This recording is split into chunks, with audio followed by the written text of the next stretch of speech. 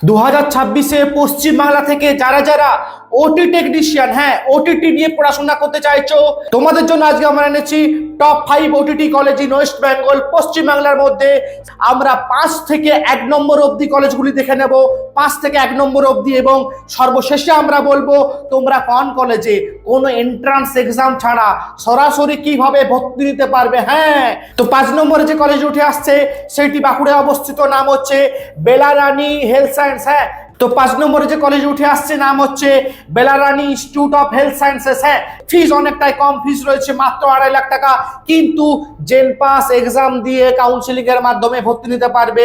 এই কলেজে direct admission হয় না। হ্যাঁ, 4 নম্বরে যে কলেজ উঠে আসছে এটি পশ্চিম বাংলার কলকাতায় অবস্থিত, নাম হচ্ছে চারনক হেলথ কেয়ার। হ্যাঁ, চারনক হেলথ কেয়ার, চারনক কলেজ, সেখান থেকেও তোমরা ওটিটি নিয়ে পড়াশোনা করতে পারবে। 3 নম্বরে যে কলেজ উঠে আসছে এটি পশ্চিম বাংলার হলদিয়াতে অবস্থিত, নাম হচ্ছে হলদিয়া ইনস্টিটিউট অফ টেকনোলজি। হ্যাঁ, এখান থেকেও তোমরা ওটিটি নিয়ে পড়াশোনা করতে পারবে।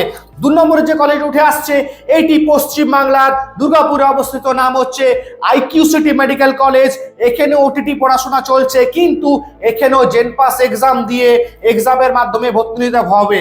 তো top of the top number 1 এ যে কলেজ উঠে আসছে আজকে আমাদের পশ্চিম বাংলায় ওটিটি করার জন্য 1 নম্বরে কলেজ হচ্ছে কলকাতায় ব্যারাকপুরে অবস্থিত স্বামী বিবেকানন্দ ইউনিভার্সিটি। হ্যাঁ বন্ধুরা, স্বামী বিবেকানন্দ ইউনিভার্সিটিতে তোমরা সরাসরি ডাইরেক্ট অ্যাডমিশন নিতে পারবে কোনো এন্ট্রান্স এক্সাম ছাড়া।